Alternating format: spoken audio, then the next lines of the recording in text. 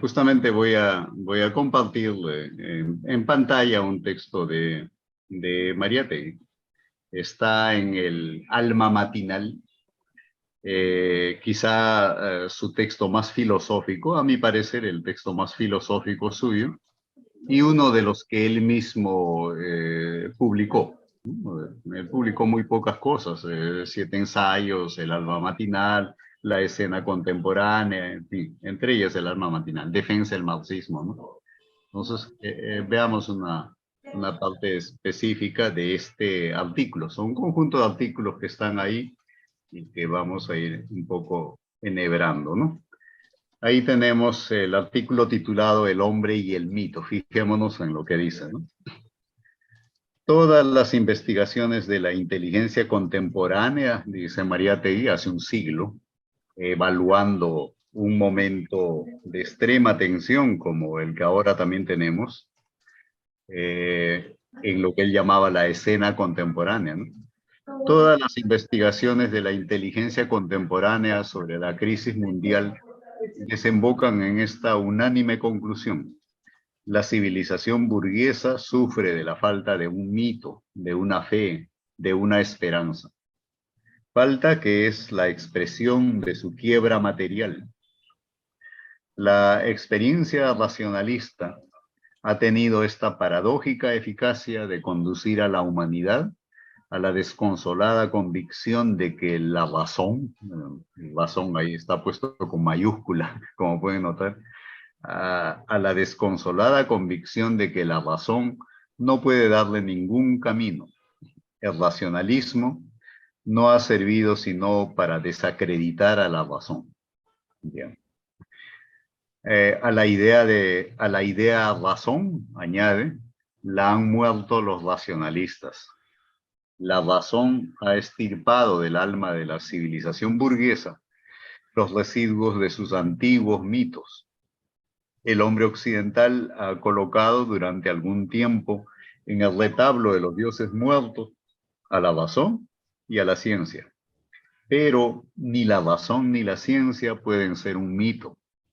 Ni la razón ni la ciencia pueden satisfacer toda la necesidad de infinito que hay en el hombre.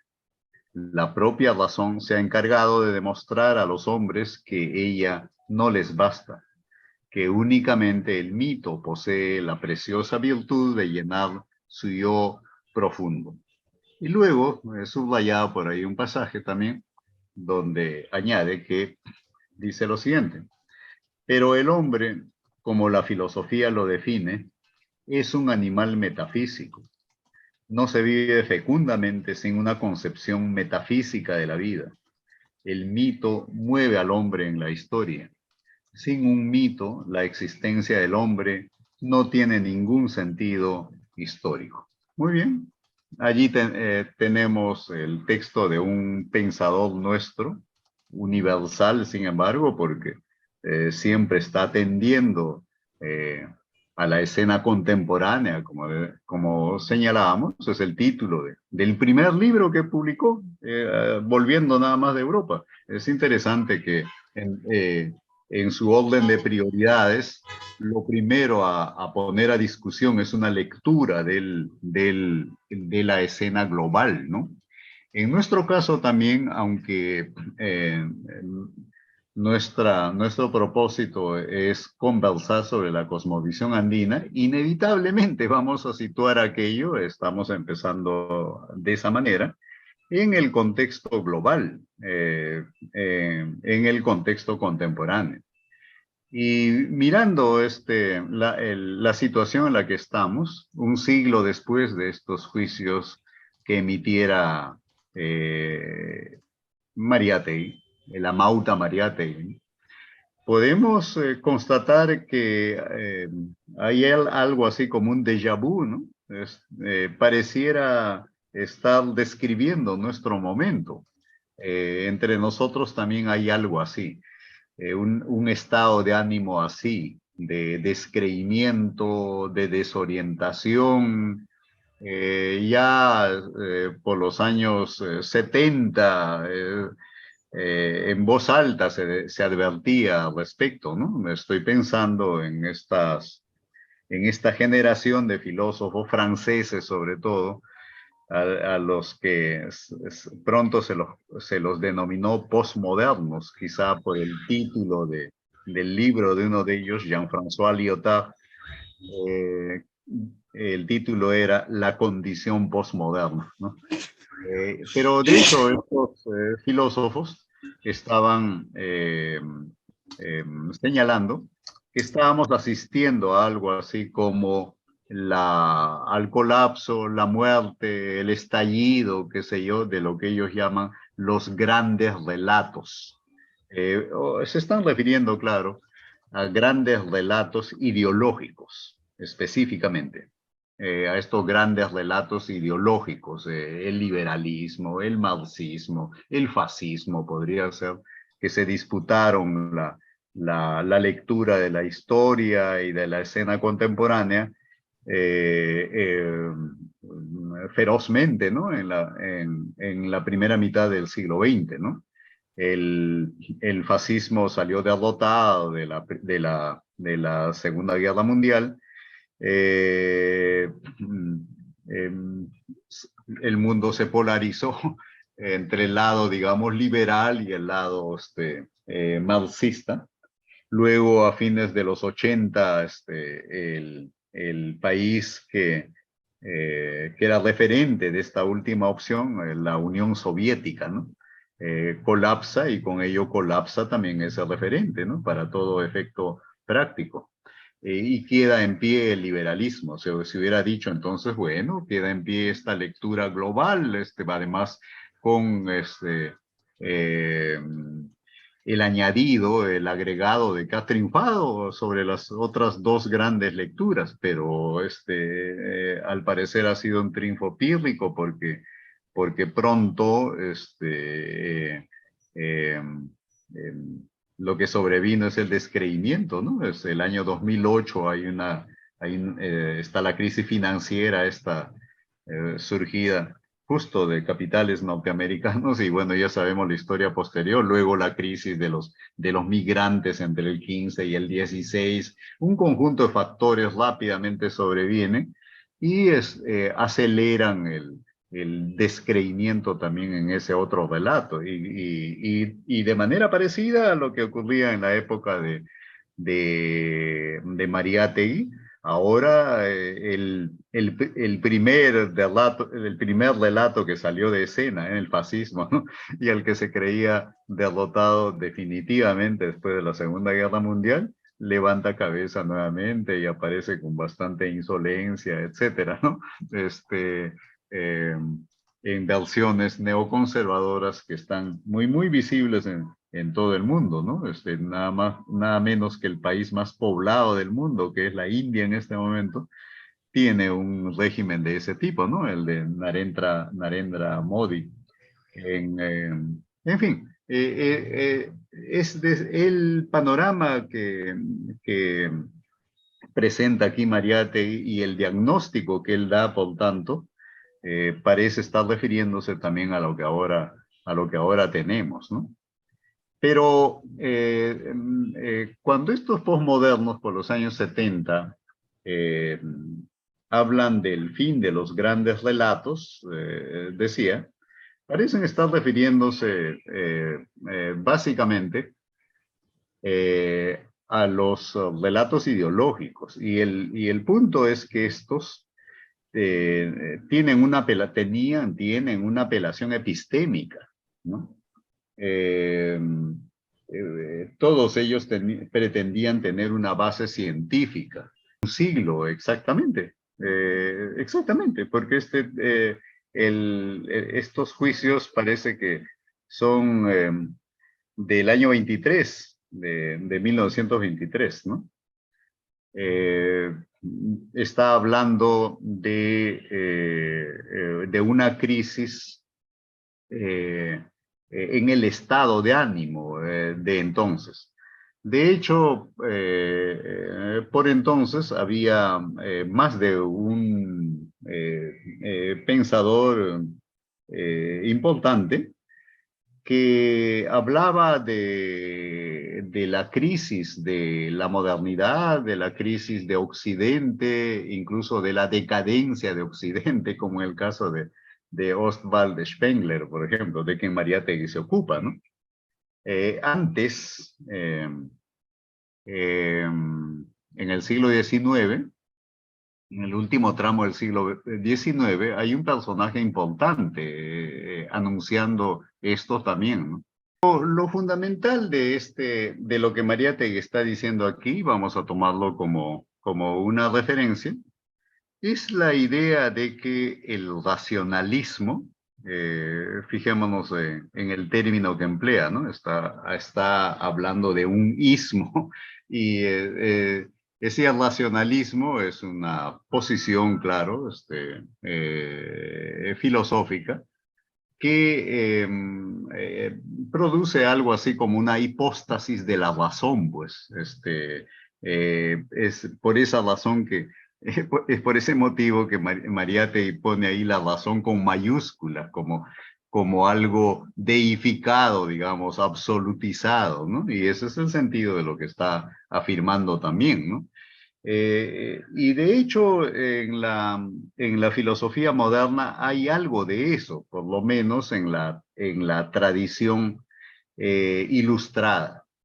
Podría decirse que en términos de grandes corrientes de pensamiento, que van más allá de la filosofía específicamente, involucran el arte, la política, diversas esferas, ¿no? de la cultura.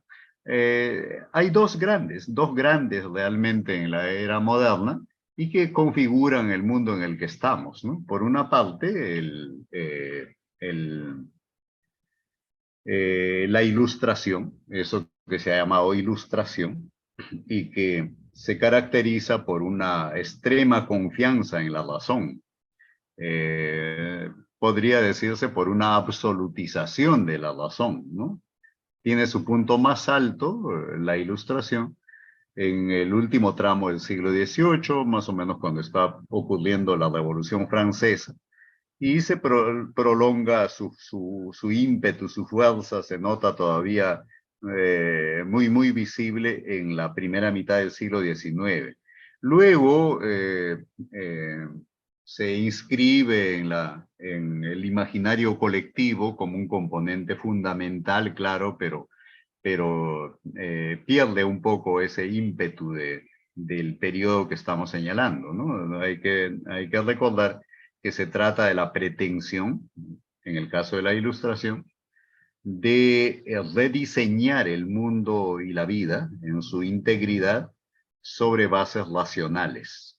No debía quedar en pie nada que no pasara por el tamiz de la razón. Esa es la pretensión, nada menos, ¿no? En nombre de la razón se, se proyecta una desconfianza con respecto a la tradición, los hábitos, las costumbres, las creencias, y todo ello de algún modo se sintetiza en la palabra prejuicio, que la ilustración nos ha transmitido eh, con connotaciones negativas, como sabemos, ¿no? Prejuicio hasta ahora sigue significando algo así como un juicio apresurado, y falso por esa razón, ¿no? Un juicio que no ha pasado por el tamiz de la razón. Eso sería un prejuicio. Pero esta palabra, como acabo de recordar, sintetiza todo aquello que remite a la experiencia colectiva, ¿no? Es decir, todo aquello que es resultado de procesos colectivos, impersonales, eh, y que configuran pues nuestra manera de ver el mundo, nuestra manera de ver el mundo y la vida, ¿no? El sujeto hiperracionalista que imagina la ilustración. Antes yo ya lo había imaginado Descartes por el siglo XVII, ¿no? Un sujeto que se dedica a desmontar todas sus creencias, todas sus certezas, para después solo quedarse con aquello que se sostiene ante el juicio de la razón, digamos, ¿no? Ese sujeto es un sujeto ficticio, no ha existido nunca. Ni siquiera el mismo Descartes llega a hacer eso. Después conversando podríamos decir por qué. En última instancia, no es difícil notar en el discurso de Descartes apelaciones a creencias, ¿no? Como por ejemplo la creencia en Dios, ¿no? ¿Por qué Descartes da por bueno a Dios, innecesariamente por bueno, ¿no? En fin, dejemos eso allí. Voy a tratar de evitar las digresiones con más tono académico, y voy a procurar llevar nuestra conversación en un sentido más amplio, ¿no? Bien, en resumen, la Ilustración ha sido un potente movimiento cultural de la era moderna. Tuvo su pico entre el último tramo del siglo XVIII y la primera mitad del siglo XIX, y ha configurado el mundo en el que estamos. Difícil entender suficientemente el mundo en el que estamos sin tomar en cuenta la herencia de la Ilustración, que se resume un poco en esta pretensión, la pretensión de reorganizarlo todo, el mundo y la vida, sobre bases racionales. Alguna gente llama a eso también utopismo, ¿no? El utopismo es una actitud de algo así como desapego a lo existente, eh, y de expectativa por otro mundo mejor que el que existe, ¿no? Un mundo que se supone es posible construir en base a la ciencia y a la tecnología, por ejemplo, ¿no? Bien, eso en cuanto a la Ilustración, a cuya herencia Mariátegui parece estar haciendo aquí referencia fundamentalmente, porque ¿quiénes son estos que han sobredimensionado la idea de razón? La han absolutizado, de esa manera han extirpado, dice, de la civilización burguesa, o sea, la civilización moderna, ¿no? Capitalista, los residuos de los antiguos mitos. Habrá que ver también luego si los extirpan del todo o parece que lo han extirpado, creen haberlo extirpado, pero por lo menos sí han pretendido extirparlos, ¿no? Enteramente.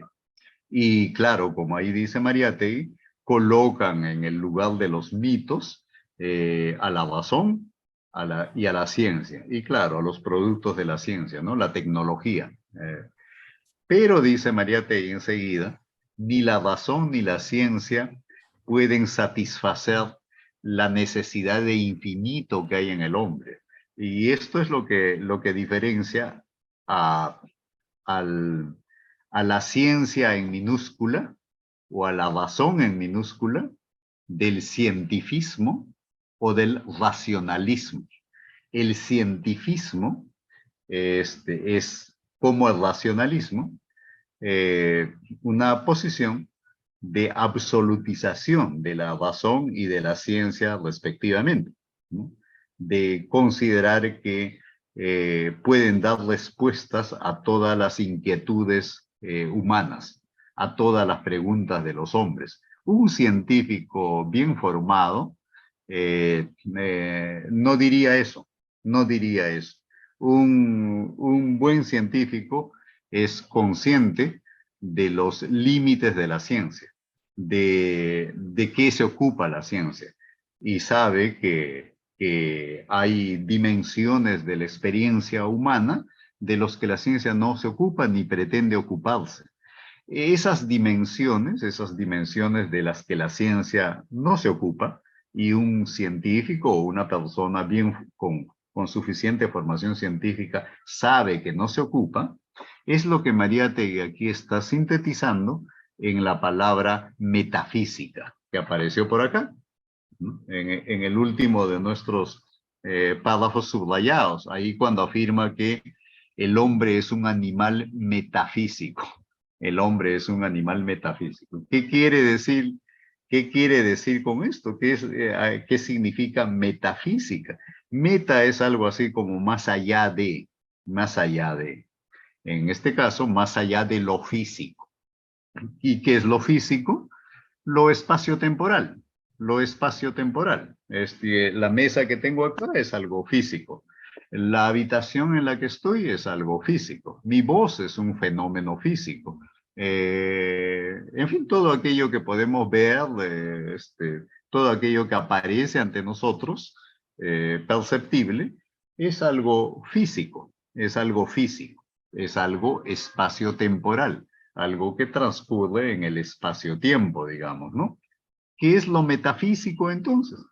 Algo que se supone eh, eh, o que parece, digamos, no reductible a lo físico, no reductible a lo espacio-temporal. Por ejemplo, digamos, Dios, ¿no?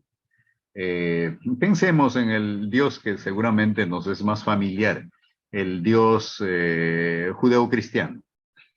De hecho, la teología judeocristiana nos dice que existe desde antes que exista el mundo, es decir, desde antes que exista el espacio-tiempo, desde antes que exista lo físico.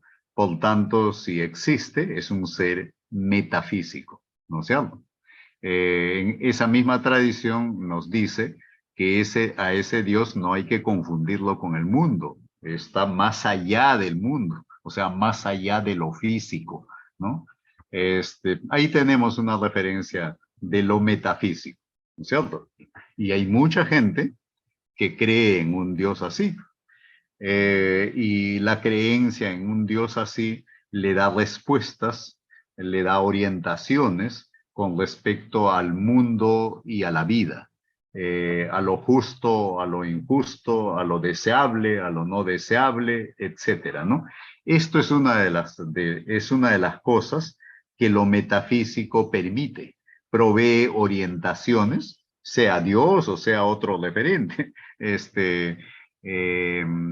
no necesariamente, claro, el Dios judeo-cristiano. Digamos, a ver, me permito un ejemplo de una tradición con la que Mariátegui estuvo muy cerca. El llamado materialismo dialéctico soviético, que remitía toda la experiencia a un conjunto de leyes a las que llamaba leyes de la dialéctica, ¿no? Esa es una posición metafísica, porque está remitiendo la comprensión de todo lo existente a ese conjunto de leyes que tienen un carácter absoluto, digamos, ¿no?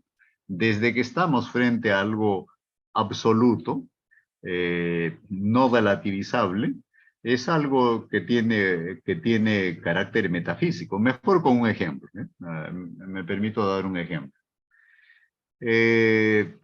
Pienso en el militante senderista de hace unos 20, 30 años quizá, miembro de una célula de aniquilamiento que eh, acaba de matar a una persona porque esa fue la decisión de la célula o de otra instancia, qué sé yo. Ellos llamaban a eso ajusticiamiento. ¿Mm? De ninguna manera lo consideraban un crimen, sino un ajusticiamiento, es decir, hasta un acto de justicia acababan de cometer, ¿no? Y por tanto se iban seguramente reconfortados de haber contribuido con el curso de la historia, este curso cuya clave está justamente en las leyes de la dialéctica, ¿no? Por las cuales la historia se encamina, decía su discurso, ineluctablemente opóngase quien se oponga hacia el luminoso comunismo. Y entonces la persona que acaban de retirar del camino estaba obstaculizando el curso de la historia inútilmente, además, porque opóngase quien se oponga, ese curso es ineluctable, como solía decirlo su jefe, ¿no? Entonces ahí tenemos un personaje que acaba de cometer un acto terrible y lo hace ingresar dentro de su cuadro mental, digamos, de una manera que no le produce ningún trastorno, sino más bien este, hasta algún regocijo seguramente, ¿no? No era el caso del policía o del Sinchi, el Yapanatic o quien quiera de estos que se enfrentaban a ellos, ¿no? No tenían ese grado de convicción, digamos, ¿no? Entonces, para todo efecto práctico, las leyes de la dialéctica de la que hablaban estos personajes hacía el lugar de Dios, pues, del Dios judeocristiano, ¿no? Y Mariátegui sabía eso, lo dice en otras partes, ¿no? Eh, Les provee un sentido de la vida, una orientación, una justificación de lo que hacen, provee una línea divisoria entre el bien y el mal, etcétera, etcétera, ¿no? Bien, por ahí tenemos alguna referencia de lo metafísico. Pero pensemos en qué sé yo, pues, a ver, el pensamiento. En este momento todos estamos pensando.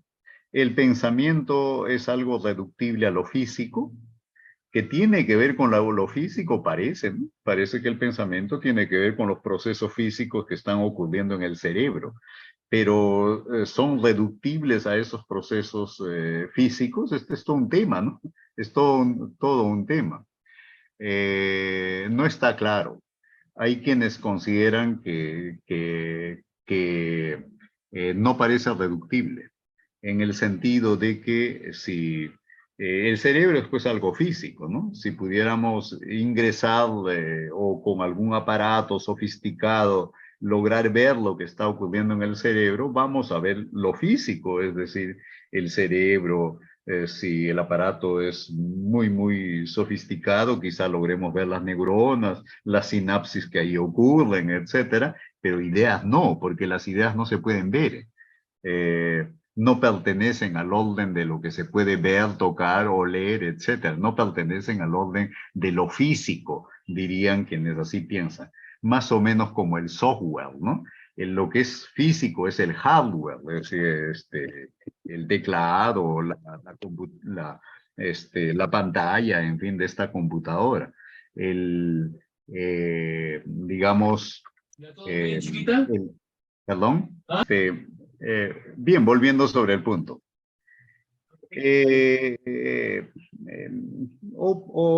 Digamos, el amor, pues, ¿no? La experiencia del amor, ¿no? Seguro, ya. Que es fundamental, ¿no? En la existencia humana, ¿no? Se dice coloquialmente, se habla de una química, ¿no? Y claro, involucra procesos químicos y físicos también, qué sé yo, la persona enamorada a la vista de aquel a quien ama, o de aquella a quien ama, se supone que las pupilas se dilatan, o sea, hay de hecho manifestaciones físicas, pero la dilatación de la pupila no es el amor, pues, ¿no? También el miedo produce el mismo efecto. Y algunos de estos procesos químicos que están ocurriendo en el cuerpo seguramente son producidos también por otro tipo de experiencias, ¿no? Entonces, por lo menos, digamos, no parece reductible a lo físico, parece que hay algo que excede lo físico allí, ¿no? Digamos, por tanto, para no detenernos aquí, que lo metafísico sería aquello, al parecer no reductible a lo físico, pero que es parte constitutiva de la experiencia humana. Es decir, aquí en lo que Mariátegui dice está implícita la idea de que nuestra experiencia no se reduce a lo físico. Por eso seríamos animales metafísicos, ¿no? Y él mismo añade que nadie vive fecundamente sin una concepción, digamos, global, una comprensión de conjunto de la vida, del sentido de la vida,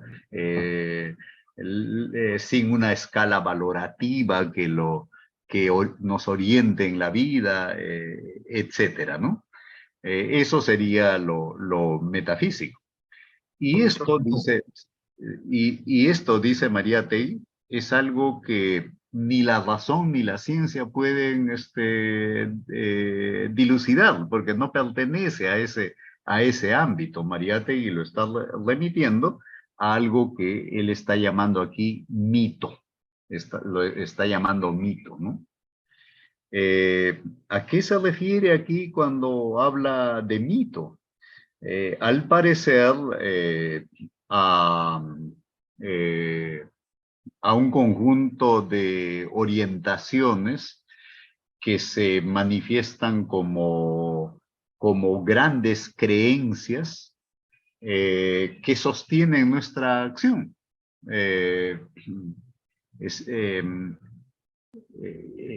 y, y lo hacen sin haber pasado por un examen racional como exigía que ocurriera la ilustración. Eh, eh, Nosotros participamos de esas grandes creencias, las sensibilidades que se derivan de ello, por nuestra pertenencia a algún mundo, en el caso nuestro, al mundo moderno.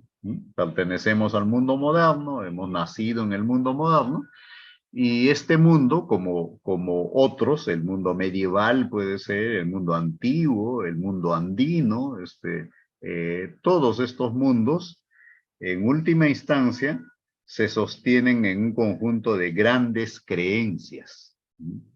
Estas grandes creencias eh, que, eh, de las que participamos, eh, y que orientan nuestra vida, sostienen nuestra existencia, le dan sentido, digamos, eh, no serían percibidas como tales por nosotros. Es decir, las creencias más grandes, las de mayor alcance, no las identificamos como tales. No nos parecen creencias, nos parecen cosas, digamos, obvias, evidentes. Pensemos, por ejemplo, a ver, supongo que todos nosotros creemos que esta reunión o el lugar en el que cada uno de nosotros está es real, ¿no es cierto? No creo que haya alguien que lo esté poniendo en duda. Sospecho que no. Asumimos que la habitación en la que estamos es real, ¿no? Esa es una creencia. ¿Se han dado cuenta de que es una creencia? ¿Alguna vez se dieron cuenta de que es una creencia? Todos estamos convencidísimos de que esa no es una creencia, eso es algo evidente, una verdad evidente y obvia, ¿no?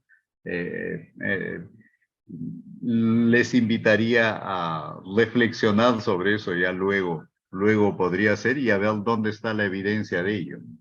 Eh, Porque, por ejemplo, como Descartes, en su desconfianza racionalista justamente, había hecho notar, ¿quién nos asegura que no es un sueño? ¿Quién nos asegura que esta clase y la habitación en la que creemos estar no es un sueño? Podríamos decir, bueno, pero como la gente dice coloquialmente, pero pellízcate o golpea y si te duele no es un sueño. Pues no, como ustedes sabrán, eso es ingenuo porque puedo soñar que golpeo y que me duele también. Eso es de lo más frecuente, es habitual. En realidad, para no detenernos en este punto, varios han notado este problema y han concluido en que no hay manera de establecer que la habitación en la que estamos no sea un sueño. No hay manera de refutar aquello. Intenten ustedes, si lo quieren, luego algún argumento, nos lo comunican en la próxima reunión, a ver si lo hallaron, pero al parecer no lo hay, no lo hay. Por tanto, nuestra firme creencia en que la habitación en la que vemos, en la que estamos, es real, es una creencia, es una creencia. Tal vez para no detenernos en esto, ¿han visto ustedes la película Matrix? Es una saga, ¿no? Uno, dos, tres, hasta cuatro, creo que hay. Si no la han visto, yo recomendaría ver la primera, Matrix uno. ¿Qué es lo que ahí tenemos? Lo que tenemos es la escena empieza con alguien caminando por las calles, al parecer, de Nueva York, pero este que está caminando por Nueva York y Nueva York también ya no existen. El argumento es que ha ocurrido la hecatombe nuclear y todo eso ya desapareció, pero eh, de alguna manera algunos cerebros han sido conservados operativamente, digamos, en buenas condiciones. Están allí en unos tubos, al parecer, con líquido nutriente que los mantiene en buenas condiciones. Y a los terminales nerviosos de esos cerebros les han conectado los terminales de algunas computadoras que les están alimentando realidad virtual, haciéndoles creer que caminan por Nueva York y que tienen esta apariencia y esta historia y que están haciendo tal o cual cosa. Vean la película, eh, que se basa en realidad en un filosofema de un norteamericano que se llama Hilary Putnam. Putnam se escribe, Hilary Putnam. Si ponen en el buscador, luego Hilary Putnam, y ponen el cerebro en la batea, les va a salir el argumento. Lo pueden ver, hasta quizás se van a entretener un poco con ello, ¿no? Fue el que imaginó esta curiosa situación, ¿no? ¿Qué pasaría si a un cerebro por ahí que está en buenas condiciones todavía eh, lo conectamos con una computadora y la computadora le empieza a alimentar realidad virtual, le da un cuerpo, un rostro, una memoria, etcétera, etcétera, ¿no? Y, ¿cómo podría saber él que todo eso es falso? No hay manera, no habría manera. Bien, entonces no nos vamos a detener en esto, solamente lo decía para hacer notar, por ejemplo, a propósito de algo tan que nosotros consideramos tan obvio y evidente como que la habitación en la que estamos es real, es una creencia, pero es una creencia tan potente que no notamos que es una creencia. Es como si fuera, pues, así como cuando hay un ventanal transparente, vemos lo que está más allá y ni nos percatamos de que hay un vidrio ahí. Este, las grandes creencias están funcionando más o menos así. Y entonces vamos a dejarle el texto a María T. Permítame un ratito. Sí, al parecer está pensando en la totalidad. Está pensando en la totalidad, sea lo que sea. Porque a propósito de grandes creencias, hay distintas creencias en relación a lo que es la totalidad. Podemos dar una otra versión de esto de Matrix, ¿no? Muy antigua esta, ¿no? Es la creencia del hinduismo, de que todo esto, incluyendo esta clase, es el sueño de Brahma. Brahma, el gran soñador, está soñando todo esto. Esto no es real. Estamos siendo soñados por Brahma, ¿no? Y además ellos, es una curiosidad esto, han calculado cuánto dura el sueño de Brahma, lo llaman un yuga. En algún momento Brahma va a despertar y se acabó todo el mundo, etc. Hay una serie en la red muy buena, que se titula Cosmos, de Carl Sagan. Sagan se escribe, ¿no? Este físico premio Nobel, ¿no? Que es además un muy buen divulgador de la cosmología. Cosmos se llama la serie. En la primera entrega, digamos, de esa serie, Sagan hace notar esto y dice que le parece curioso que el tiempo que los hindúes le asignan al sueño de Dios coincide más o menos con el tiempo que la astronomía actual le calcula de vida al universo. Este, eh, pero bueno, en todo caso, en la mirada de estos hindús, la totalidad está contenida en el sueño de Brahma, pues digamos, ¿no? Eh, Cuando Mariátegui está hablando del infinito, está hablando de la totalidad. Una totalidad que es como inabarcable. Porque vamos a usar acá, he compartido un artículo que titula Los horizontes de sentido del mundo andino o algo así, a propósito del concepto horizonte de sentido, sobre que luego volveremos, ¿no? Pensemos en el horizonte, pensemos en el horizonte, siempre está como circundando nuestro campo visual, ¿no es cierto? Intentamos mirar más allá y ahora sí aprehender visualmente el horizonte. Imposible, el horizonte se ha desplazado.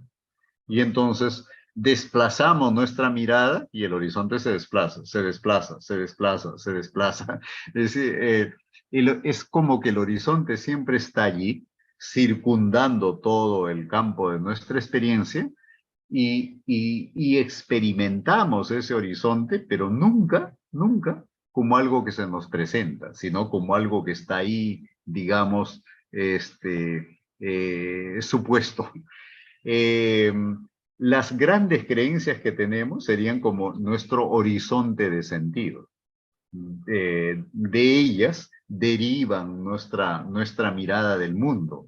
De ellas derivan nuestras más firmes convicciones, aquello que nos permite actuar, ¿no? Actuar, pensar, ¿no? Entonces, bueno, específicamente Mariátegui parece estarse refiriendo a la totalidad, sea lo que sea, pero teniendo en mente que esa totalidad nunca llega a totalizarse, en el sentido de que nunca llega a abarcarse enteramente, porque si eso fuera, estaríamos ante una situación paradójica. Eh, un importante filósofo del siglo XX, que se llama Ludwig Wittgenstein, el primero, el que escribe el Tractatus Lógico-Filosóficos, porque hay otro Wittgenstein, que el mismo, pero después escribe las investigaciones filosóficas, con una filosofía totalmente diferente. Es un caso, hay dos Wittgenstein, la misma persona, pero dos sistemas filosóficos totalmente distintos, hasta contrapuestos, ¿no? Ambos muy influyentes en la filosofía contemporánea, dicho sea de paso, ¿no? El Wittgenstein del Tratado dice, empieza la presentación de su texto diciendo, bueno, este libro se ocupará de los límites del pensamiento, pero de inmediato se corrige, dice, no, no del pensamiento, del lenguaje. Este, eh, Voy a averiguar los límites de aquello de lo que se puede hablar, hasta dónde es posible hablar con sentido. ¿Y por qué no los límites del pensamiento? Ah, dice él, porque si yo logro pensar el límite del pensamiento, si logro ver el límite de pensamiento, es porque estoy viendo lo que hay más allá también, pues claro, y eso no es posible, no es posible. Eh, el pensamiento no es capaz de ver sus propios límites, no, estos límites siempre como que se mueven, se mueven, se mueven, se mueven, ¿no?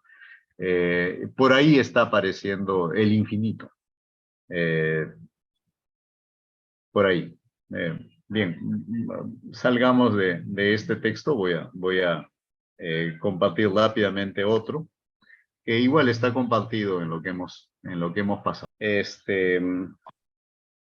Muy bien.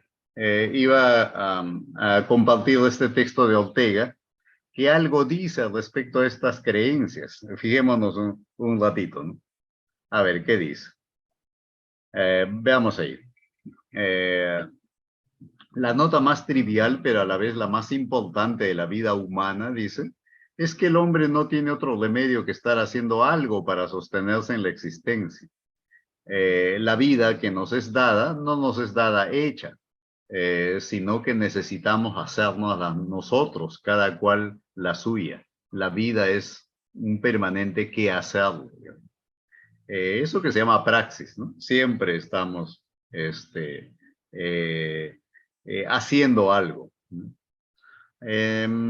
Nos encontramos siempre forzados a hacer algo, pero no nos encontramos nunca estrictamente forzados a hacer algo determinado. Está apareciendo por ahí el tema de la libertad. Puedo hacer esto, pero puedo hacer lo otro también, ¿no? Puedo permanecer en clase o puedo apagar esto y paso a otra cosa.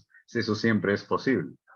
Antes que hacer algo, tiene cada hombre que decidir por su cuenta y riesgo lo que va a hacer.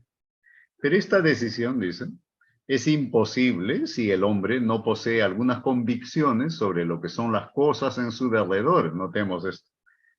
Todos poseemos convicciones sobre lo que son las cosas en derredor.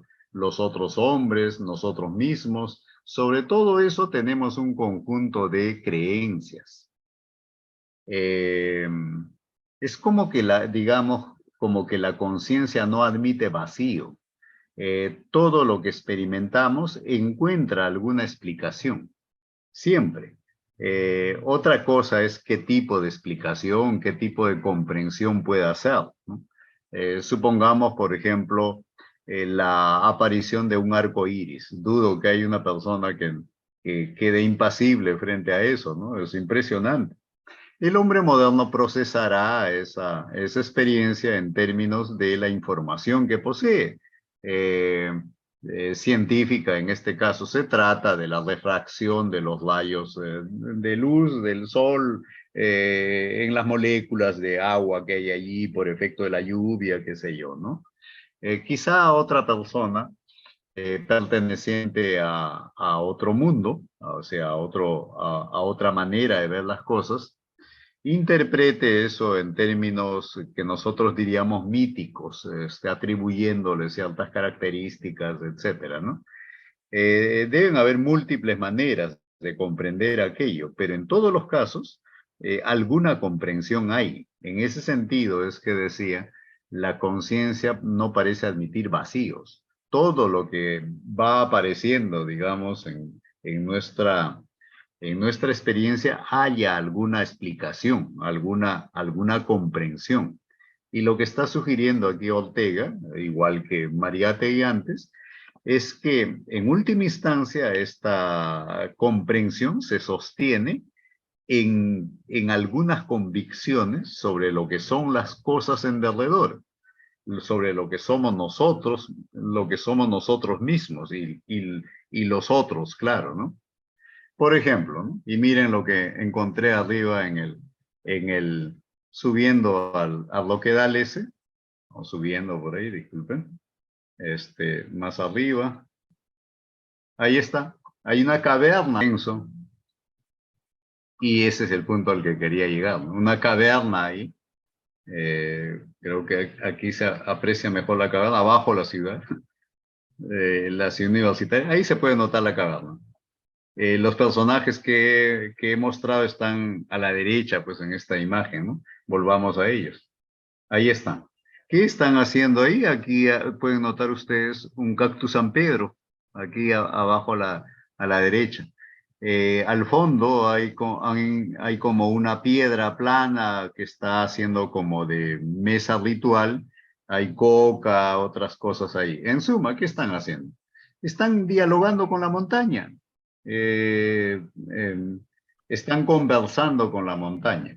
Un hombre moderno no conversaría con la montaña de ninguna manera. ¿Cómo voy a conversar con una cosa, con un cúmulo de minerales?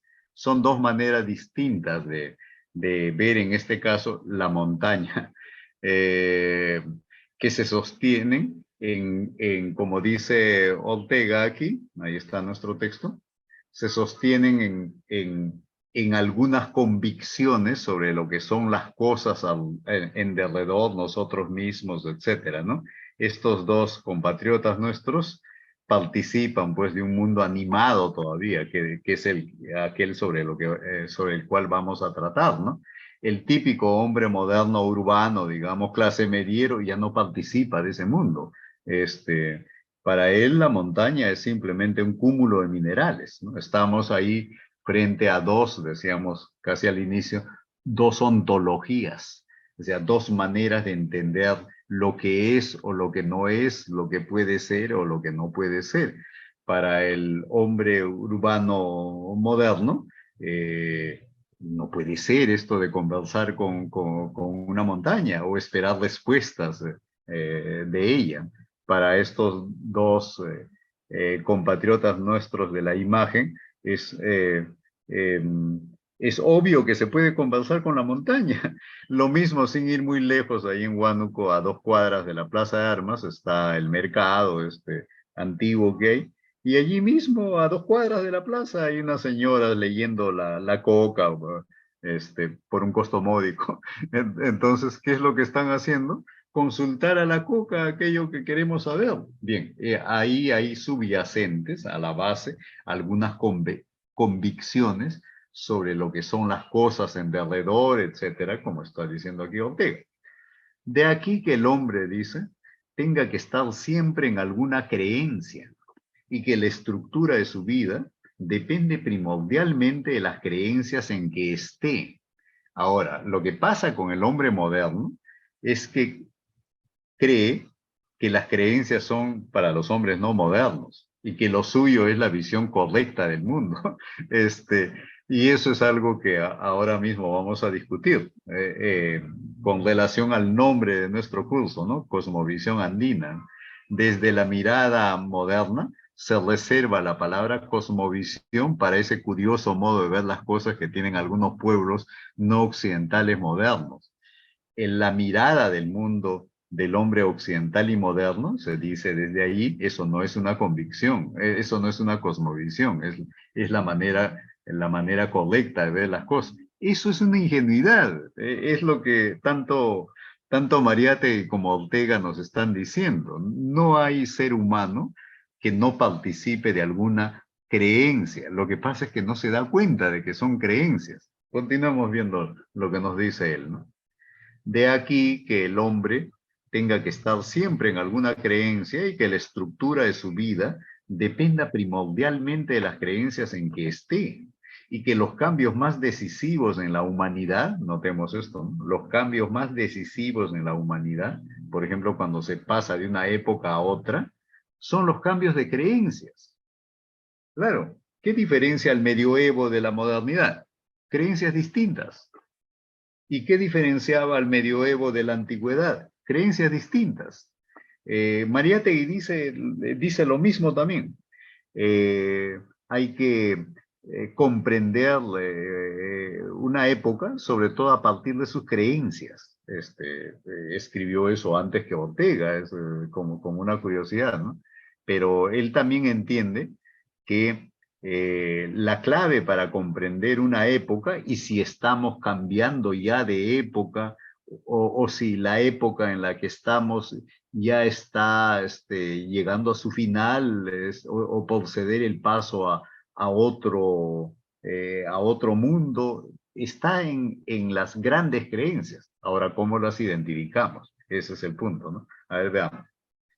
El diagnóstico de una existencia humana, de un hombre, de un pueblo o de una época, tiene que comenzar, dice, filiando el repertorio de sus grandes convicciones. ¿Por qué? Porque son estas el suelo de nuestra vida. Es eso lo que sostiene nuestra vida. Eh, por eso se dice que en ellas el hombre está. Las creencias son lo que verdaderamente constituye el estado del hombre. Las he llamado repertorio, dice. Hay que comenzar filiando el repertorio de sus convicciones.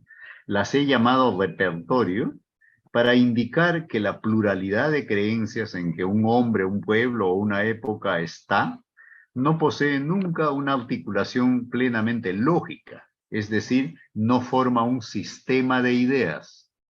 Un sistema de ideas tiene una articulación lógica. Un repertorio de creencias tiene otro tipo de articulación. Él mismo lo explica, veamos enseguida.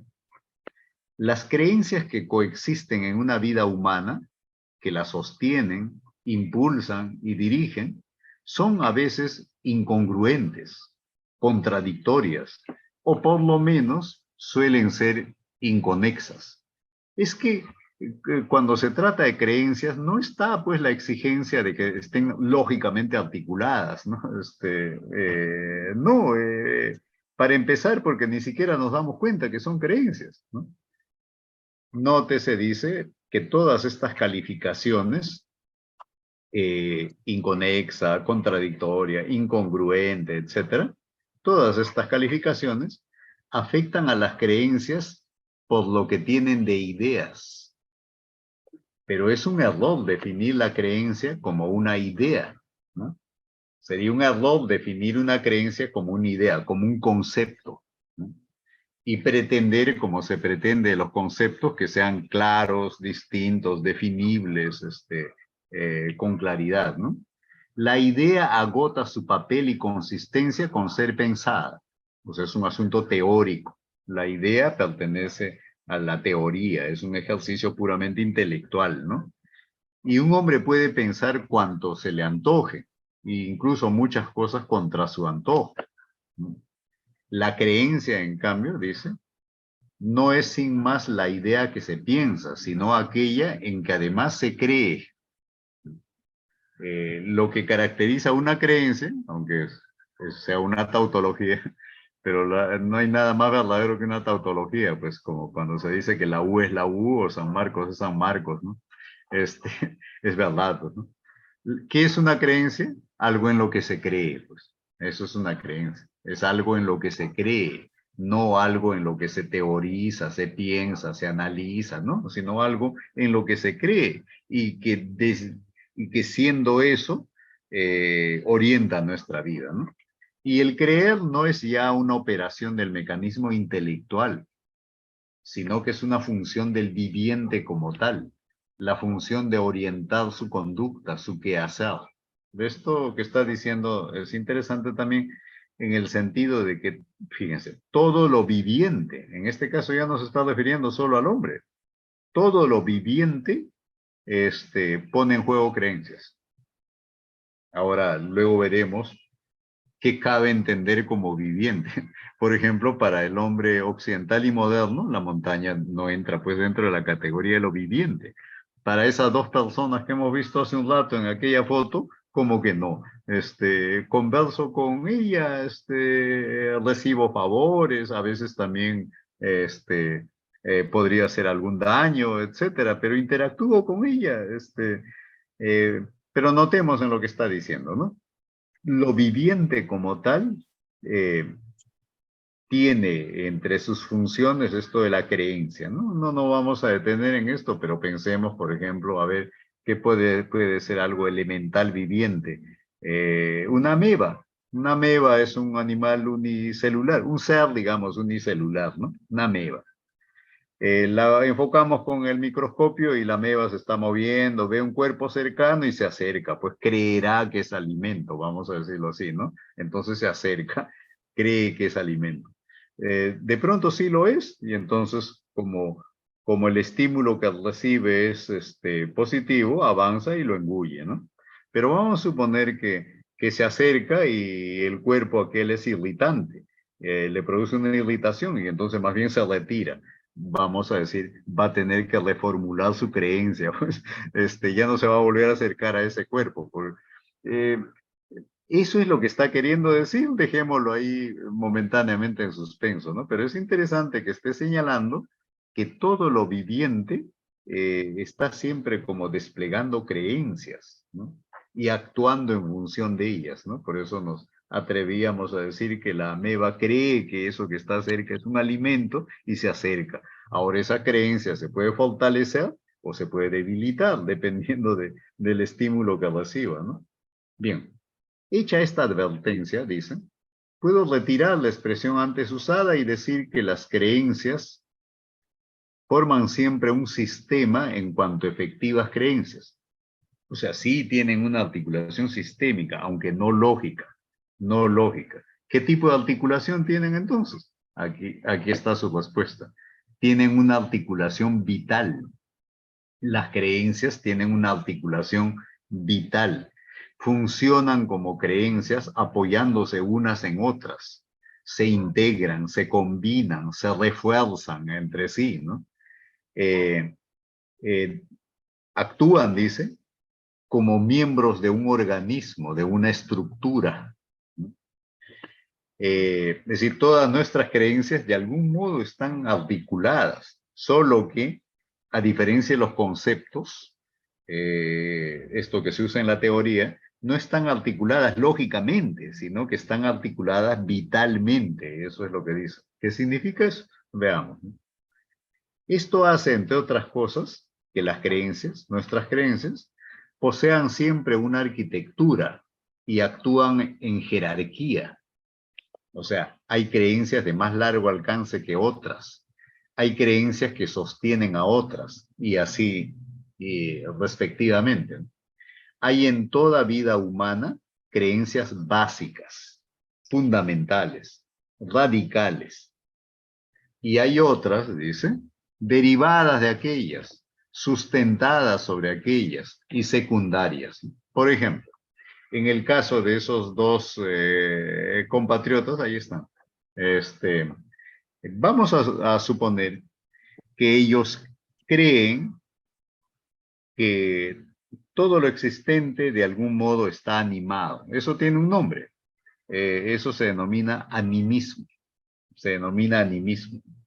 La creencia en que, por ejemplo, en la Amazonía, eh, que los árboles tienen madre, que el bosque tiene un dueño, que la cocha tiene una madre también, la mamacocha, etcétera, ¿no? Así que, que esto que nosotros llamamos ánimo, por ahora no vamos a entrar en fijarnos qué es, intuyamos por ahora lo que es, no solo sería una característica humana, sino que el árbol, la cocha, la montaña están animados también. Y en base a esa gran creencia es que pueden deducir consecuencias como las que los mueven, por ejemplo, a este ritual. Porque sin esa gran creencia, en que la montaña está animada, este ritual no tiene sentido, no, no se efectuaría. Como no la efectúa el hombre, el típico hombre moderno que ya no tiene esa creencia. Entonces él no hace pues un ritual como este, ¿no? No lo puede hacer porque no pertenece al orden de sus creencias, ¿no? Él más bien cree que él, tiende a creer que todo lo que ve tiene la condición de un recurso. En este caso, al ver una montaña, vería pues recursos canterables, recursos energéticos, recursos turísticos o de cualquier otro tipo, pero, pero esa es su mirada, que se sostiene en otro tipo de creencias. En un rato vamos a hacer referencia a aquello. Volvamos a nuestro texto. Ahí está. Bien, entonces está diciendo que hay una articulación vital entre las creencias, que unas se apoyan en otras y por tanto hay una jerarquía y que en toda vida humana, en toda, también en la moderna, hay creencias básicas. Primero que hay creencias, no es que el hombre moderno no tiene creencias, que solo los que no son modernos tienen creencias y curiosas además. La experiencia del hombre moderno también se sostiene en creencias que otros pueblos encontrarían curiosas igualmente. Y algunas de ellas son básicas, fundamentales, radicales, y otras derivadas, ¿no? Bien, dice, pues si las creencias de que se vive careciesen de estructura, siendo como son en cada vida innumerables, constituirían una pululación indócil a todo orden y por lo mismo sería ininteligible, pues, pero no, están articuladas vitalmente, como él ha dicho, ¿no? El hecho de que, por el contrario, aparezcan estructuradas y con una jerarquía, permite descubrir su orden secreto y, por tanto, entender la vida propia y la ajena la de hoy y la de otro tiempo. O sea, ¿cómo entendemos el mundo medieval? Identificando sus creencias básicas, ante todo aquellas. A partir de ahí podemos entender creencias de mayor detalle o acciones puntuales, ¿no? De lo que se trata es de identificar sus grandes creencias. Así podemos decir ahora, el diagnóstico de una existencia humana, de un hombre, de un pueblo, de una época, tiene que comenzar filiando el sistema de sus convicciones. Y para ello, antes que nada, fijando su creencia fundamental, la decisiva, la que porta y vivifica todas las demás. Parece, por ejemplo, que en el mundo de estos dos compatriotas ahí en el Pilcomoso, en Huánuco, la creencia decisiva es que el mundo entero está animado. Creencia de la que el hombre moderno ya no participa. ¿Y cuáles son las creencias del hombre moderno? A ver, las vemos enseguida, como un ejemplo. Vamos a verlas como un ejemplo de que también allí encontramos creencias, ¿no? A ver, veamos rápidamente algo por aquí. Creo que no. Podemos dejar el texto de Ortega ahí también. Y bien, entonces voy a cerrar la imagen igualmente. Ya. Decíamos que de acuerdo a esto que están diciendo tanto Mariátegui como Ortega, entre otros, habrían algo así como grandes creencias en toda experiencia humana, también en el mundo moderno, ¿no? Entonces, como una curiosidad, ya que tenemos pantalla compartida, voy a abrir un texto que algo dice al respecto. Veámoslo rápidamente. Ya, voy a mover esto para poder, ya está.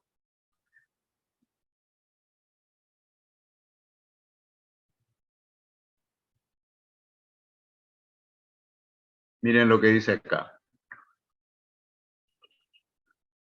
La época de la imagen del mundo es el título de este ensayo suyo, ¿no?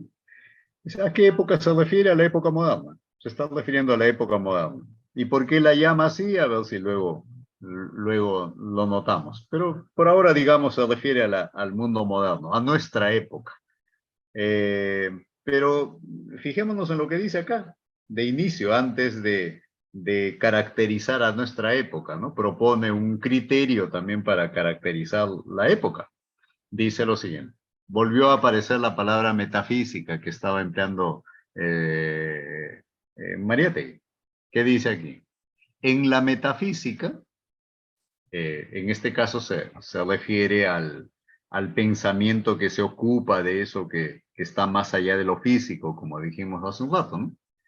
En la metafísica se lleva a cabo la meditación sobre la esencia de lo ente, así como una decisión sobre la esencia de la verdad. Traduzcamos un poco aquello, ¿no? Lo que está diciendo es que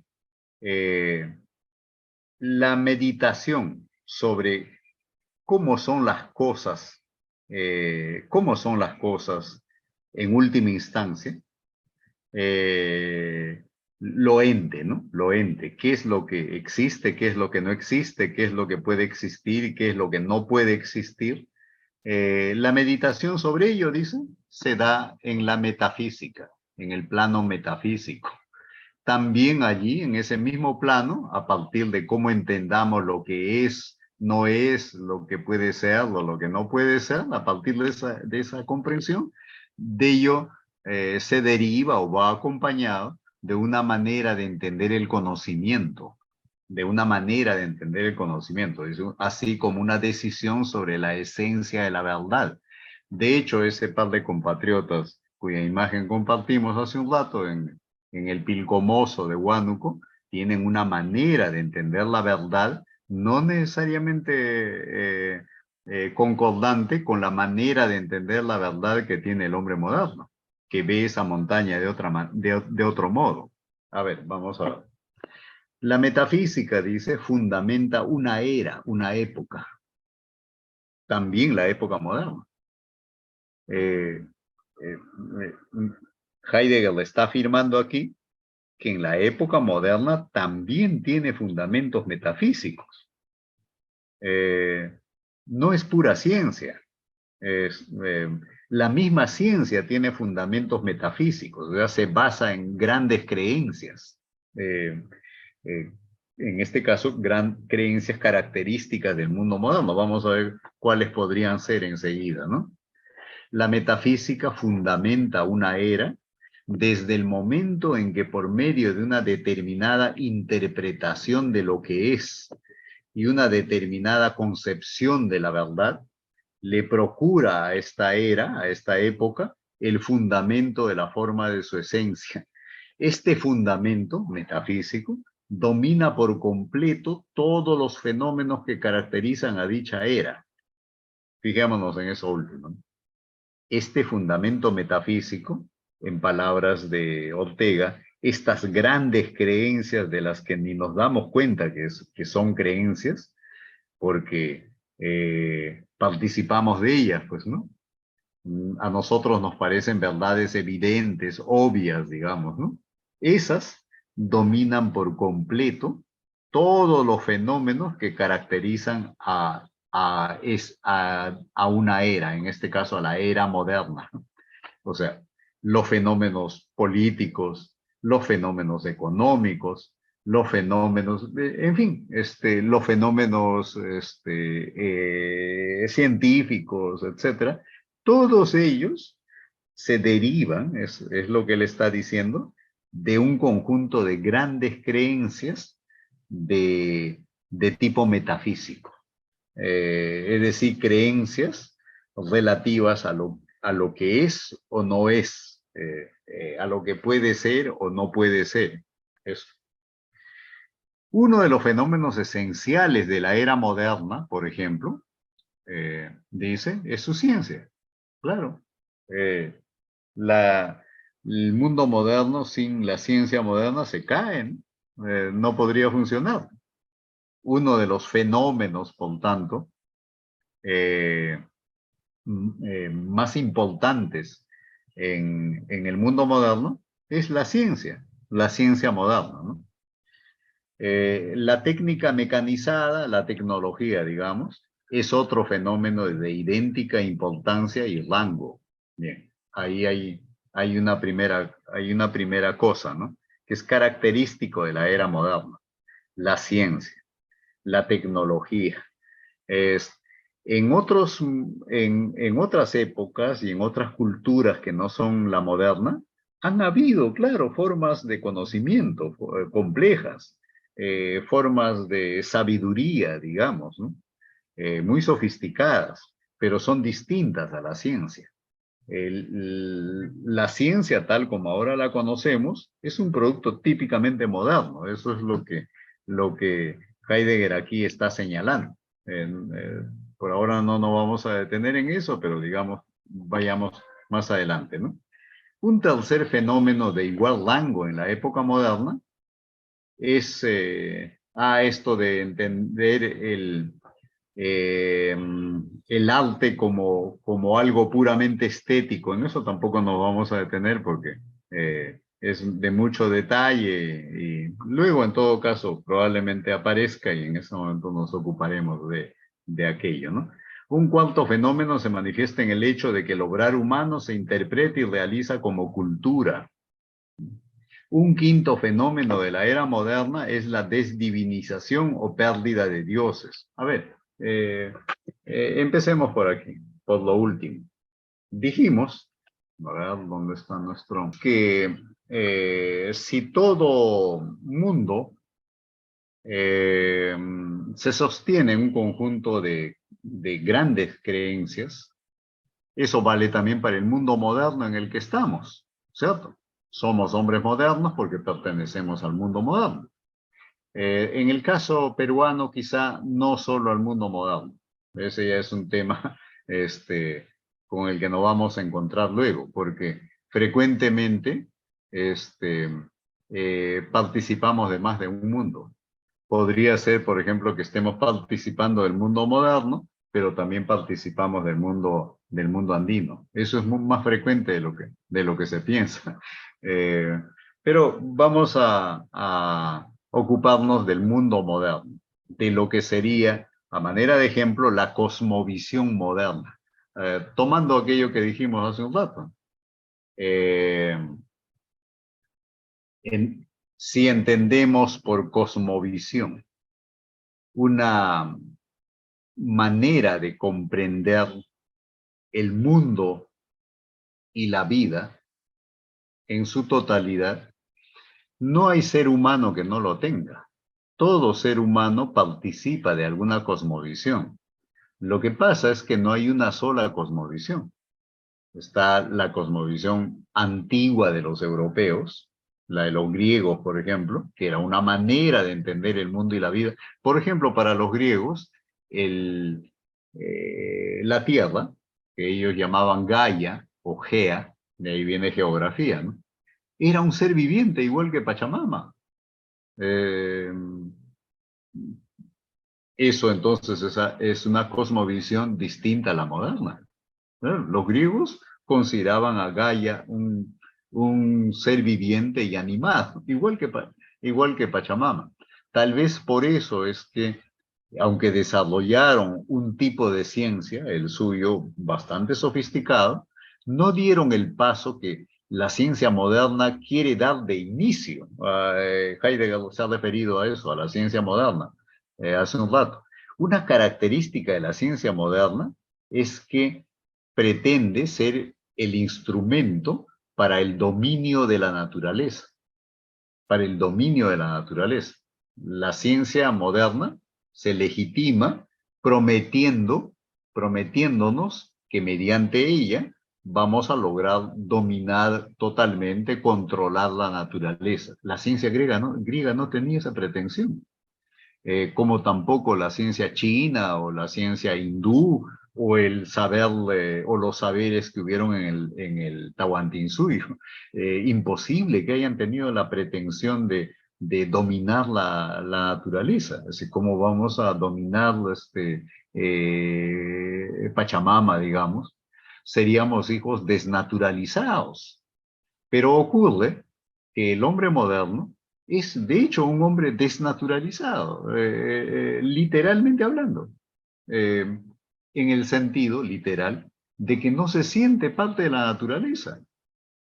La naturaleza está allá, es un objeto, el mundo en su totalidad es un objeto, yo, sujeto, eh, tengo como destino el dominio de la naturaleza. La ciencia y la tecnología son un medio para ello.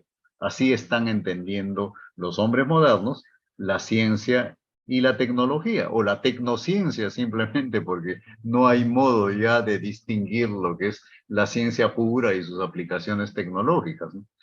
Otros tipos de saber muy desarrollados, muy sofisticados, como los que he mencionado en la misma Grecia, no tenían esa pretensión, ¿no?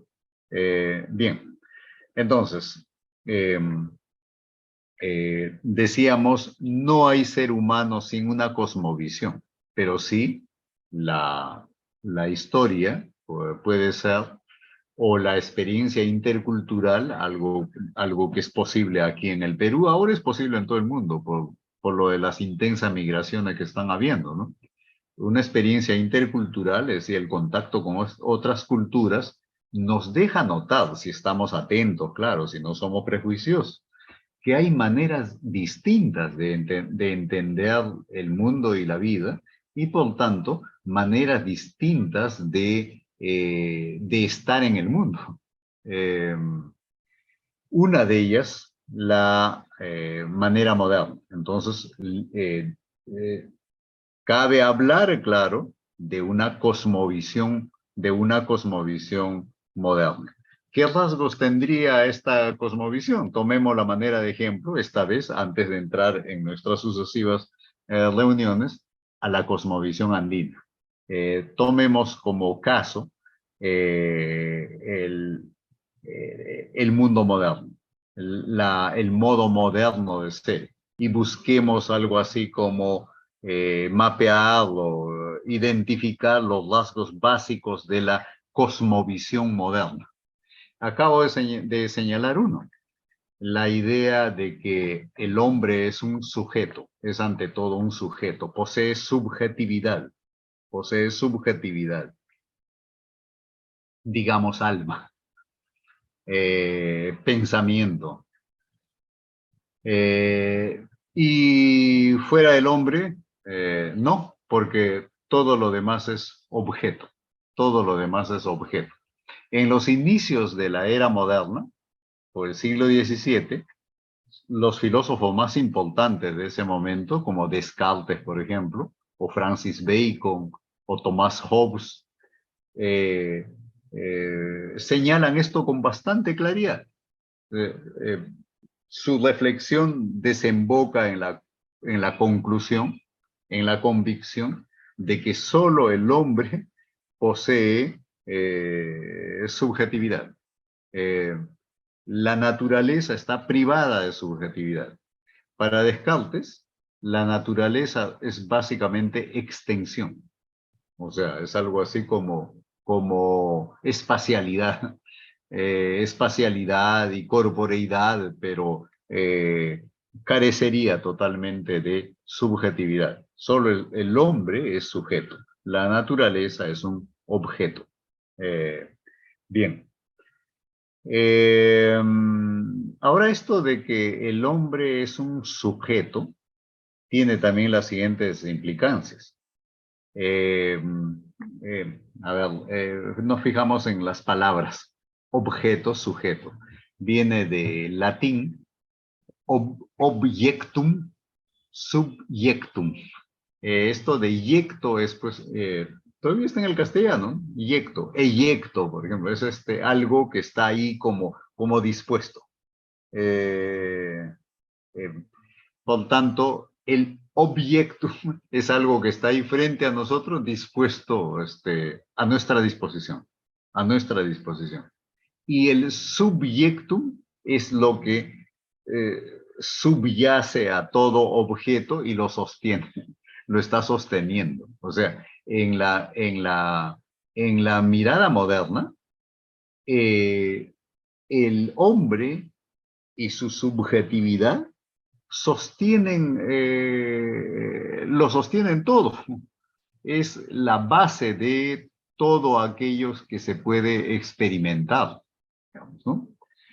Pero en la caracterización que hacía Heidegger aparecía el tema de lo sagrado, que es central, ¿no?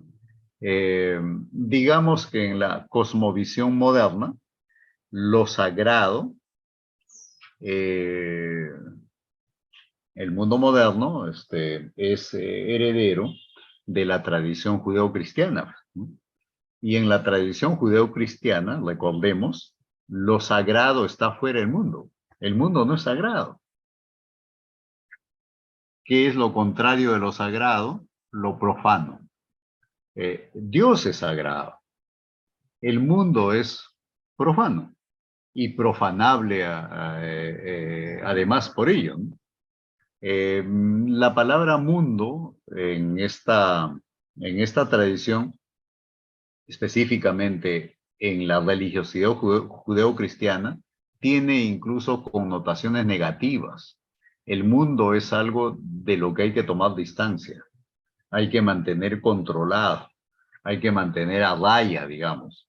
Eh, eh, Nosotros no somos del mundo, no somos del mundo. El mundo es como una amenaza para nosotros y hay que dominarla por eso, ¿no? Nosotros somos espíritu. En cuanto a espíritu, pensamiento, subjetividad, es que somos imagen y semejanza de Dios, ¿no? Muy bien. Entonces, lo sagrado, en esa tradición, que viene de antes de la modernidad, claro, está fuera del mundo, está fuera del mundo. No es casual por eso que en su versión moderna, aunque en el mundo moderno, digamos, la, eh, es frecuente encontrar gente que ya no es creyente. Eh, Sin embargo, este esquema persiste como una gran creencia. ¿En qué sentido? En el sentido de que el mundo ya no aparece como algo sagrado. En la mirada de ese par de personas cuya imagen vimos hace un rato, de hecho, la montaña es sagrada. Eh, en realidad, lo sagrado, desde esa mirada, vamos a verlo luego, es algo que está en el mundo mismo. Es algo, digamos, intrínseco al mundo. Eso es justamente lo que esa manera de ver las cosas, esa manera de entender las cosas, es lo que caracteriza al animismo. Todo está animado, tiene la forma de lo viviente, y en última instancia esto es así porque lo sagrado atraviesa todo, está discurriendo por todas partes, el mundo mismo es sagrado, ¿no? El mundo moderno es un mundo desacralizado. Si hay algo que caracteriza a la cosmovisión moderna, es que su mirada del mundo es como algo profano, decíamos, y enteramente profanable. Otra manera de presentar esto sería diciendo que en la mirada del hombre moderno, en la sensibilidad en general del hombre moderno, que proviene de sus grandes creencias, de sus mayores creencias, todo lo que existe tiene la condición de un recurso. En esa lógica, la naturaleza aparece como recursos naturales. Es decir, no es Pachamama, no es Gaia, la Gaia de los griegos, ¿no? Nada de eso. Es simplemente recursos naturales que están ahí a disposición nuestra para que aprovechemos al máximo aquellos recursos. Otra manera de decirlo es que un recurso está ahí para ser explotado, logrando que produzca lo más posible, ¿no? En esta mirada, la naturaleza pasa a ser digamos, una especie de enorme almacén de recursos, es eso lo que se llama recurso natural, pero esa mirada no se detiene ahí, es cuando se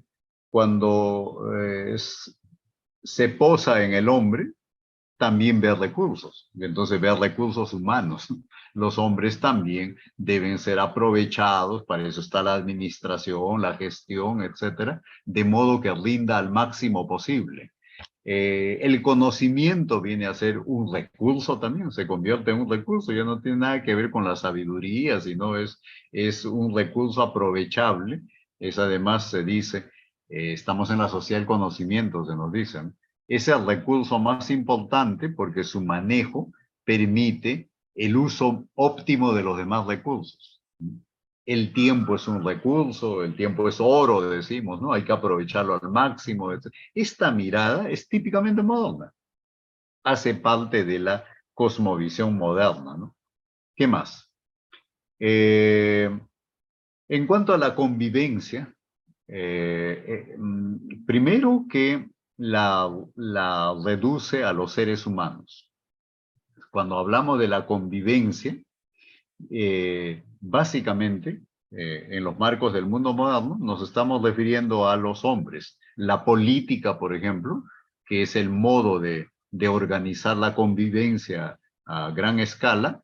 Cuando hablamos de política, nos estamos refiriendo a los seres humanos. A nadie se le ocurre que la política abarque también a otros seres, digamos los animales u otros seres, ¿no? Esto está reducido básicamente a los seres humanos. Y los seres humanos conviven en sociedad, en sociedad. Fijémonos un poco en la palabra sociedad, en lo que implica, porque hay que distinguirla de la palabra comunidad. Son dos cosas muy distintas. Veamos por qué. El hombre moderno se entiende como un individuo, como un individuo, es decir, como un ser que es lo que es por cuenta propia. Eh, Decir individuo, digamos aquí de paso, no es lo mismo que decir persona. No es lo mismo. Personas siempre han habido. El Purej del Tahuantinsuyo era una persona igual que el Inca, igual que el Oma, todos eran personas. Más aún, en ese mundo, como veremos después, hay también personas no humanas. La montaña para estos compatriotas nuestros de la imagen de hace un rato es una persona también y por eso se puede conversar con ella, ¿no? Entonces, eh, eh, por ahí.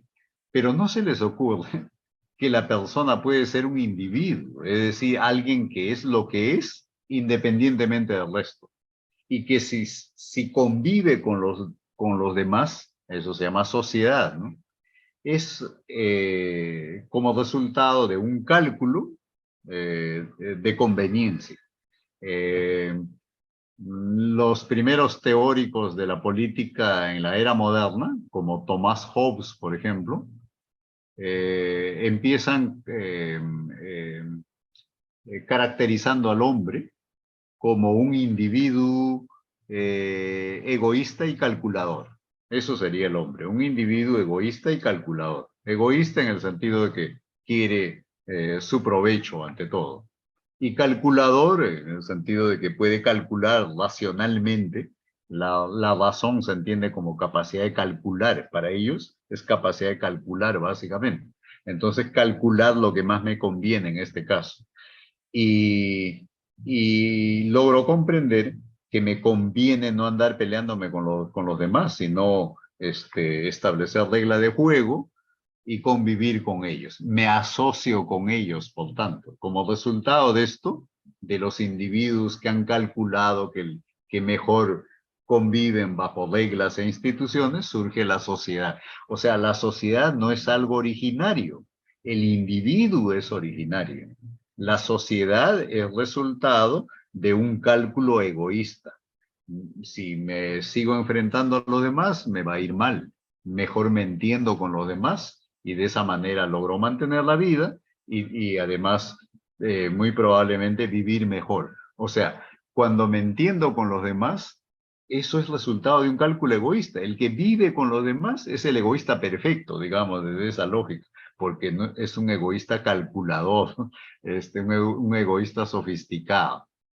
Como sabemos, cuando hablamos de comunidad, no estamos hablando de eso. A nadie se le ocurre que la comunidad sea resultado de una asociación de seres preexistentes llamados individuos, ¿no?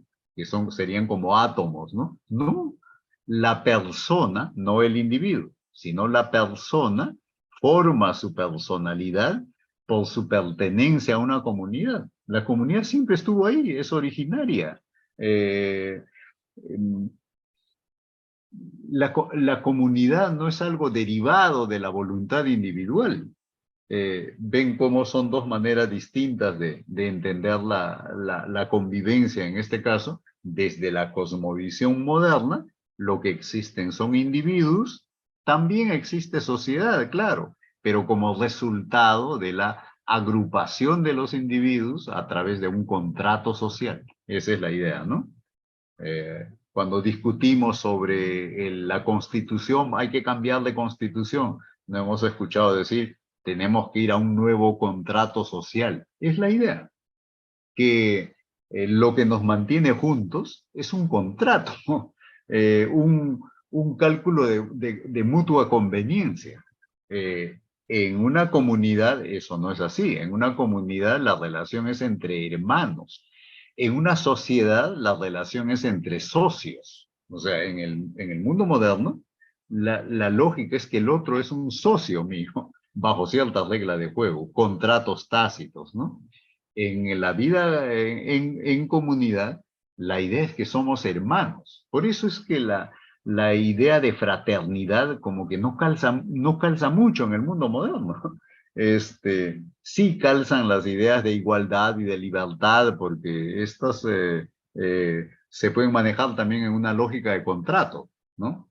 Pero la idea de fraternidad no puede manejarse en una lógica de contrato. Eso es una idea que remite a la noción de comunidad. La vamos a ver luego a propósito del mundo andino, claro, pero por ahora notémoslo en esta referencia que estamos haciendo a la cosmovisión moderna. ¿Qué más? Señalemos un rasgo más para conversar de la cosmovisión moderna. La creencia en el progreso.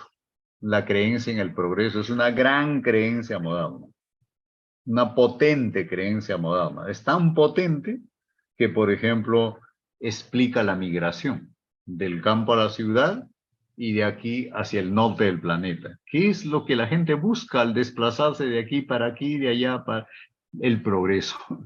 Eh, a ver, se me ocurre una foto de Martín Chambi, este gran fotógrafo cusqueño, de la primera mitad del siglo pasado. Estoy pensando en algunas fotos de pueblos altoandinos llenos de gente, la plaza llena de gente ahí posando para la foto, ¿no? Este, estoy seguro que si vamos a ese mismo pueblo, lo identificamos y vamos, ahora debe estar semi vacío. Viejitos, niños, las casas con candado, ¿y dónde está toda la gente? Se fue en busca del progreso, ¿no? Y por eso es que al fundar un pueblo joven, nuevo progreso, el progreso. En mi progreso esto envidia en la tapa del motocarro, etcétera, ¿no? Y la pregunta sería, ¿y esos que aparecen en la foto de Martín Chambi, por qué no se iban en busca del progreso? Porque no tenían idea del progreso. En algún momento eso llega, apareció en Europa, luego se fue difundiendo por el resto del mundo, llegó acá, llegó arriba también a estos pueblos altoandinos y los despobló, digamos, ¿no? Dicho sea de paso, eh, hay síntomas, señales, digamos, por demás evidentes a estas alturas, de que el hombre moderno del norte, digamos el europeo, que es el que primero creyó en el progreso, parece que está dejando de creer ya en él. O sea, mientras ellos están como de salida, nosotros estamos de entrada a ese escenario, ¿no? La gente se viene acá y se va para allá buscando el progreso, etcétera, ¿no? En esos otros lugares parece que ya no creen mucho en el progreso. Pero, ¿qué es el progreso? No es simplemente cambio, porque si de cambio se trata, todos han entendido que las cosas cambian, todos. Eh, Hace 26 siglos, en Grecia, Heráclito, famoso, ¿no? Decía, todo cambia. Y toda su filosofía gira en torno a esta idea de que todo cambia, de donde extrae consecuencias, algunas de ellas impresionantes, ¿no? Pero digamos, señala enfáticamente esto que todos podemos ver, que todo cambia, ¿no? Pero el que cree en el progreso, cree que todo cambia para mejor. Que todo cambia es evidente. Eso se puede ver, ¿no? Pero que todo cambie para mejor es evidente. ¿De dónde ha salido eso?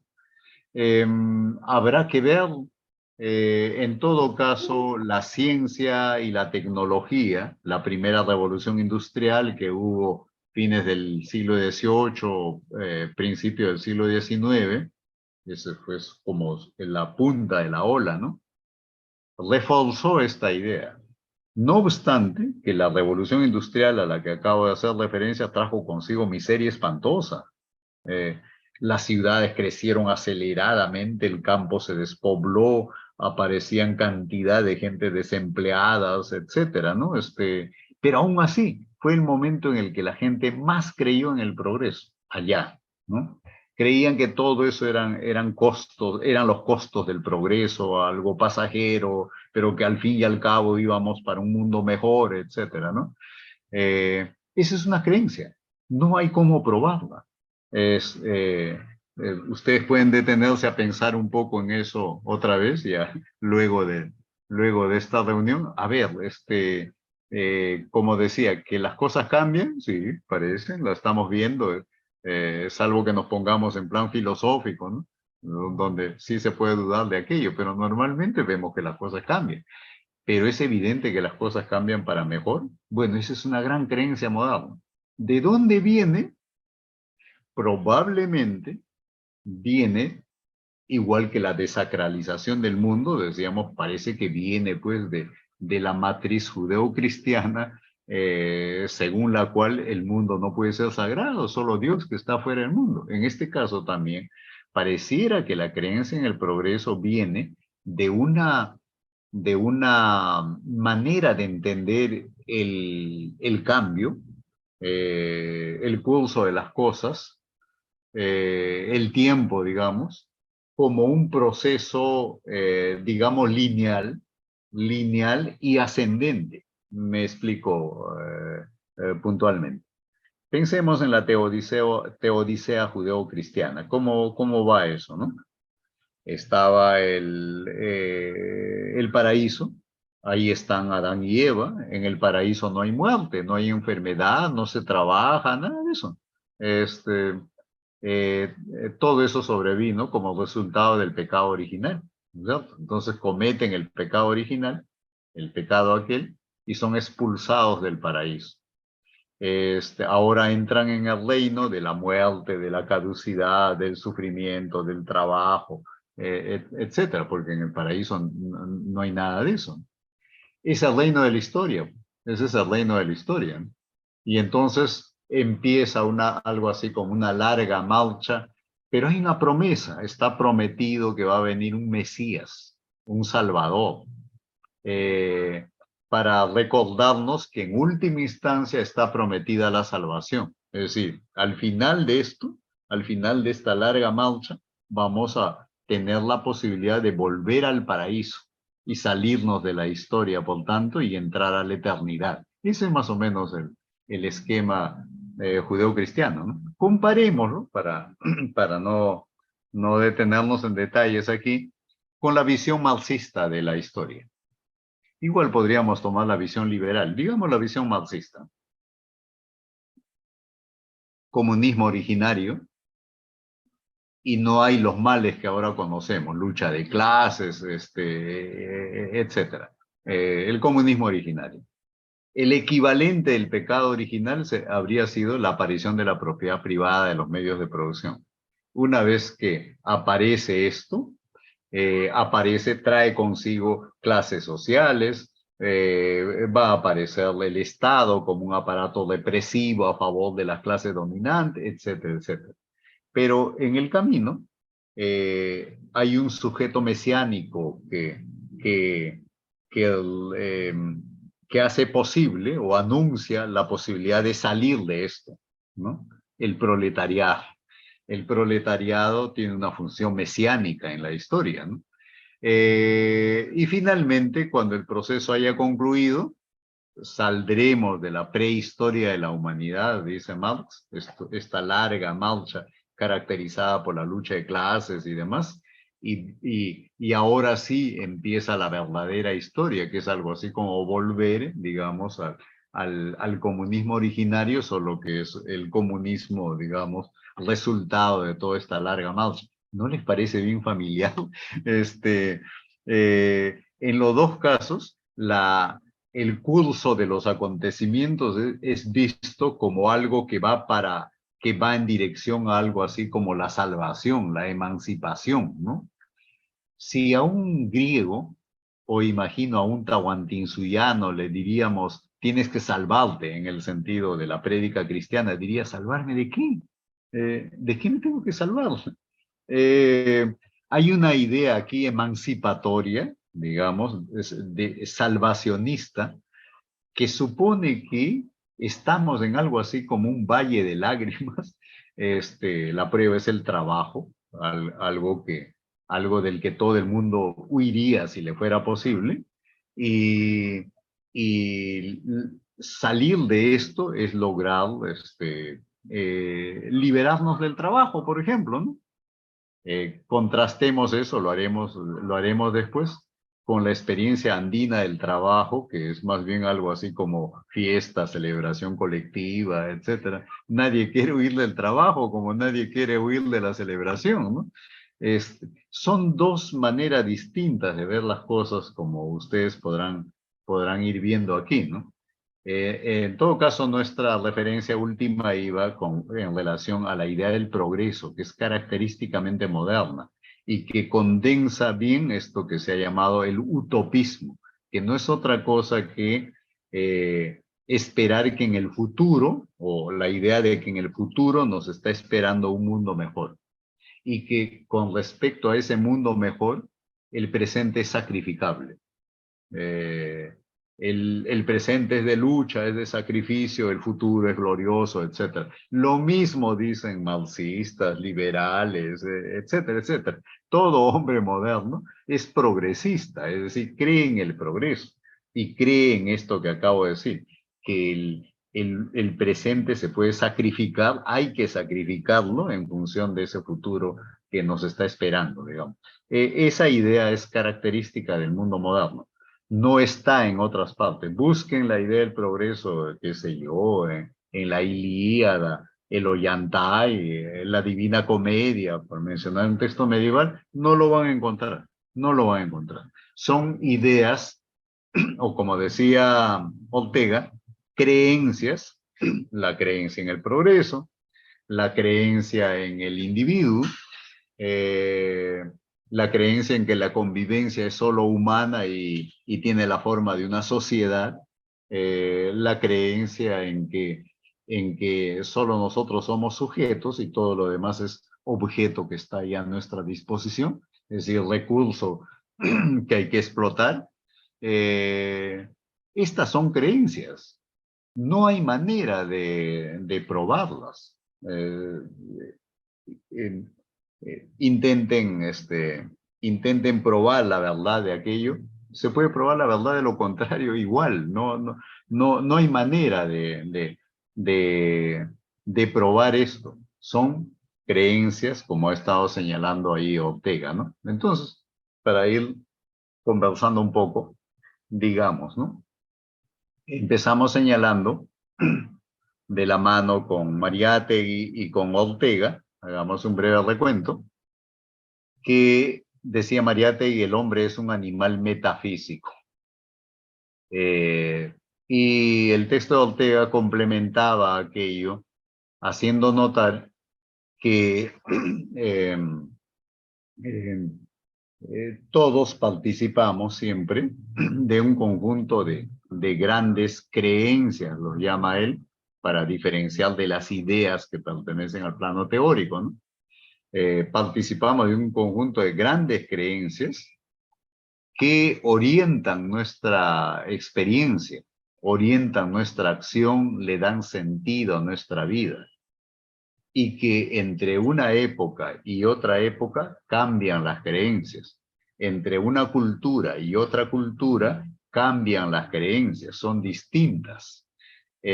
Son creencias relativas a qué es el mundo, cómo es el mundo, qué es el hombre, cómo es el hombre, cuál es el sentido de la existencia, etcétera, ¿no? Partiendo de ello, esta vez y para después contrastarlo con el mundo andino del que nos vamos a ocupar en adelante, nos hemos detenido ahora más bien en el mundo moderno, en el mundo moderno occidental, que se ha desarrollado desde por lo menos el siglo XV, quizá XV, XVI, está apareciendo en Europa Central, luego se expande vía la colonialidad al resto del mundo, ahora es la cosmovisión hegemónica en el mundo entero, pero justo ahora, cuando llega a ser hegemónica en el mundo entero, es que se está debilitando por razones que ya veremos en nuestra próxima reunión. Ahora, sobre todo en los lugares donde esta cosmovisión surgió, empiezan a dudar de que esto sea una verdad evidente o que estas sean verdades evidentes empiezan a dudar de que haya algo así como un progreso en sí mismo en el orden de las cosas, empiezan a dudar de que nuestra mirada de la naturaleza como un arsenal de recursos sea la mirada más sensata, empiezan a dudar de que la convivencia en términos de cálculo racional, ¿no? Mediada por un contrato sea el mejor tipo de convivencia. Empiezan a sospechar que tal vez hay que identificar formas de vida comunal allí donde todavía existen, y puede que en el corazón mismo de este mundo moderno todavía esté, por ejemplo, en la familia, porque la familia no es una sociedad, pues. En la familia sí cabe hablar de fraternidad. En la familia las cosas son comunes, o sea, digamos, la familia es comunista. Porque ¿qué otra cosa es el comunismo? Pues el compartir los bienes en general entre todos, sin que medie el criterio de propiedad, ¿no? Es decir, hay espacios en la propia vida moderna que no han sido del todo subsumidos por esta cosmovisión, por esta lógica. Esa es una pregunta que hay que mantener, digamos, abierta, ¿no? Pero bueno, por ahora hasta allí. Entonces ya ahora, telegráficamente, como se decía hasta hace un tiempo, las siguientes ideas. Primero, no hay ser humano, no hay experiencia humana que en última instancia no se sostenga en un conjunto de creencias. Otra cosa es que no nos demos cuenta de ello. Normalmente no nos damos cuenta, no nos damos cuenta de nuestras propias creencias, ¿no? Eh, entonces no hay experiencia humana que no se sostenga en un conjunto de creencias. Lo segundo es que no hay un solo orden de creencias. Hay distintos, mirando la historia de la humanidad, reconocemos distintas maneras, ¿no? Eh, lo otro es que de esto se deriva, es que el mundo en el que estamos, el mundo moderno, también se sostiene en un conjunto de creencias, de mitos, como ha dicho Mariátegui. Sería interesante mapear los mitos modernos. Hemos señalado algunos, el mito del progreso, por ejemplo, ¿no? Y bueno, entonces vamos a ver, eh, ahora sí, específicamente, eh, a partir de nuestra próxima reunión el jueves, esto mismo que estamos diciendo, cómo se manifiesta en el mundo andino, en la tradición andina, digamos, y cómo llega hasta nosotros, ¿no? Eso procuraremos ver. Entonces, más bien, si hay algo que conversar, con todo gusto, creo que más bien he abusado del tiempo.